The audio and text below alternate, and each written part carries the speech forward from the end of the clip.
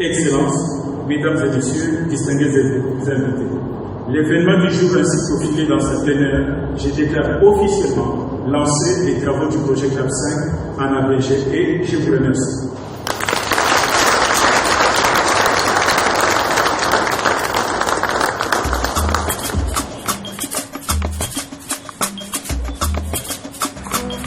Le gouvernement de la République démocratique du Congo s'est lancé depuis le début des années 2000 dans un vaste programme de réforme économique. L'objectif est d'améliorer le vécu quotidien des populations par la fourniture des services de qualité, la création d'emplois et des richesses. L'approche retenue consiste à rendre au secteur privé son rôle de moteur de développement. L'État se concentre ainsi dans son rôle normatif et régulateur en créant des conditions de compétitivité dans les secteurs porteurs de croissance. Avec ses partenaires, la Banque mondiale en tête, plusieurs projets sont lancés. PCDSP, MU, CTM, PMEDE. Le secteur des télécommunications figure en bonne place dans cette stratégie. En effet, la République démocratique du Congo, sous-continent au territoire aussi vaste que l'Europe occidentale, avec ses 2 345 000 km², ses 70 millions d'habitants, dont près de 60% de jeunes dynamiques, est un marché d'opportunités très attrayant, mais en panne d'infrastructures. Tenez, les principales villes, Lubumbashi, Kisangani et Goma, bien qu'en plein essor économique avec ses prévisions de croissance de plus de 8% l'an, sont bien loin de la capitale Kinshasa de près de 2000 km.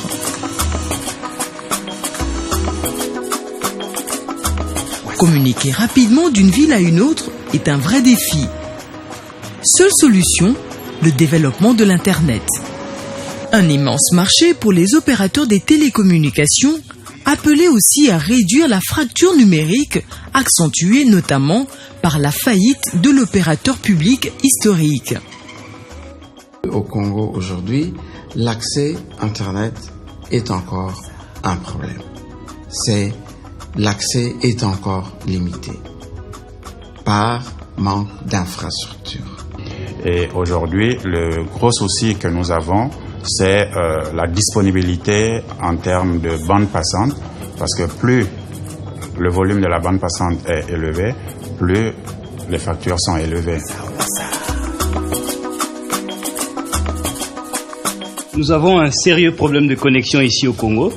On n'arrive pas à télécharger pendant la journée, nous téléchargeons seulement la nuit et s'il faut télécharger par exemple un film d'1 giga, nous devons attendre 2 nuits pour avoir rien que ce film d'1 giga. Moi je trouve que c'est pas vraiment intéressant.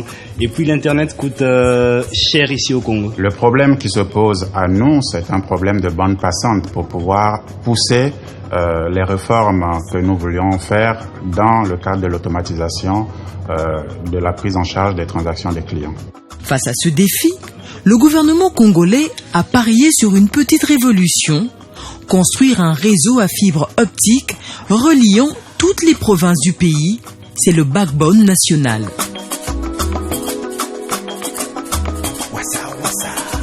Le lancement de la fibre optique au niveau de la République démocratique du Congo serait d'un atout majeur pour la BIAC. La fibre optique va nous permettre de réduire nos coûts de communication. La fibre optique va nous permettre de proposer de nouveaux produits à nos clients, d'améliorer la disponibilité des services et également de sécuriser la transmission des flux d'informations.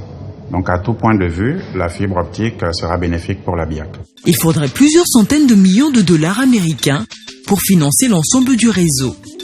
Avec l'appui de son organe technique, le COPIREP, la République démocratique du Congo, soutenue par la Banque mondiale, monte le projet CAB 5. 92 millions de dollars sont mis sur la table. Grâce à ce don de plus de 90 millions de dollars, la Banque mondiale accompagnera l'initiative du gouvernement de développer le très haut débit par le financement d'environ 3000 km de liens de fibre optique dans les régions de Kinshasa et du Bas-Congo, mais aussi en construisant les réseaux optiques dans l'est du pays pour relier Lubumbashi à Goma. Ainsi, ce projet permettra non seulement au pays de disposer d'un réseau national de référence, mais aussi d'être interconnecté aux pays voisins, la Zambie, le Burundi, le Rwanda, l'Ouganda, mais aussi l'Angola et la République du Congo. Et ce projet vise la construction de maillons manquants sur le réseau national à fibre optique de la République démocratique du Congo. Donc si on considère l'infrastructure fibre et on considère l'infrastructure autre, c'est-à-dire satellite, je pourrais dire à ce jour que l'accès Internet est encore en grande partie fourni par la voie satellitaire et que la fibre est en train de se mettre en place. De mon point de vue, l'Internet, c'est un outil qui sera gratuit. Et à la limite, même, il y a des pays qui commencent à imaginer que l'accès à Internet est un droit, comme un droit de l'homme. Et je pense que nous allons vers cette évolution. Le CAB 5 est la 5e phase du projet régional Central African Backbone. Les 4 premières phases ont été progressivement mises en œuvre entre 2009 et 2014. CAB 1 en 2009, le Cameroun, la République centrafricaine, le Tchad. CAB 2 en 2010, Sao Tomé et Principe. CAB 3 en 2011, la République du Congo. CAB 4 en 2012, le Gabon. CAB 5 en 2014, la République démocratique du Congo. En République démocratique du Congo, le projet se focalise sur l'implantation du réseau, sur l'axe Kinshasa-Mwanda, où se situe le point d'atterrage du câble international WAX.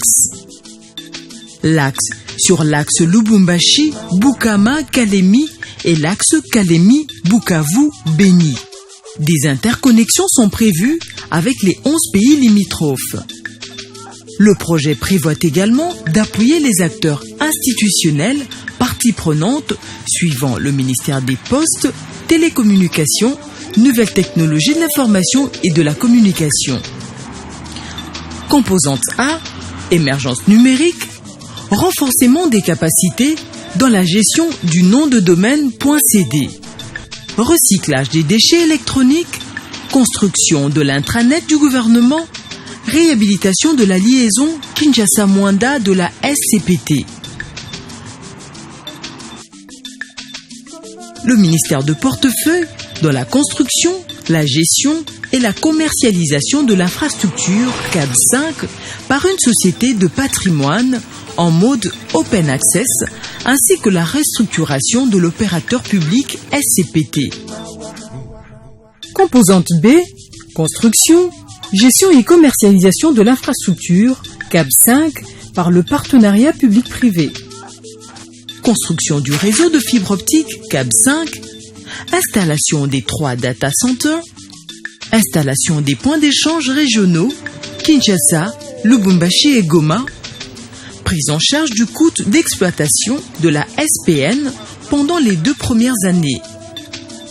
L'autorité de régulation des postes et télécommunications, composante C, appui à l'ARPTC pour améliorer l'efficacité réglementaire. Renforcement des capacités et acquisition des matériels pour la gestion des fréquences transfrontalières. Renforcement des capacités dans la cybersécurité. Assistance à la mise en œuvre du cadre de régulation du marché de gros. Acquisition du nouveau système d'information de l'ARPTC. La gestion de la fibre optique sera assurée par la Société de patrimoine national, dont la constitution et le coaching sont confiés à l'expertise du COPIREP. Cet établissement public, conseil technique du gouvernement, justifie d'une maîtrise éprouvée dans le montage des projets et leur mise en œuvre. La réalisation du backbone national est un projet ambitieux dans un pays gigantesque. Il faut y consacrer des ressources financières, matérielles et humaines, sans pour autant négliger la prise en compte de l'impact social et environnemental.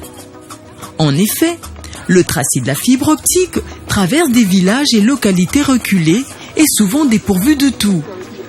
Le backbone national va sûrement charrier l'espoir de développement grâce aux bénéfices du réseau en termes d'infrastructures et emplois tels qu'inscrits dans le projet.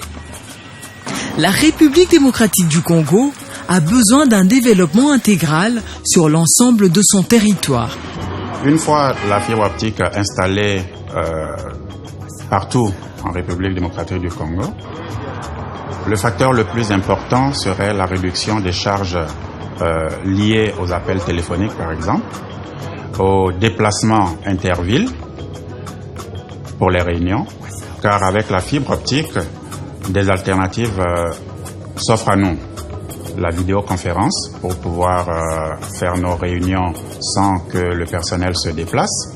Nous pouvons utiliser la téléphonie par IP qui nous permet de communiquer sans une augmentation de nos charges. Et cela, rien que cela, c'est un facteur important de rentabilité pour la banque. Si nous remontons le cours de l'histoire, nos ancêtres ont été les premiers à utiliser les ondes sonores pour communiquer entre eux. À ce jour, grâce à la nouvelle technologie, à travers la fibre optique, désormais, nous pouvons communiquer à la vitesse de la lumière.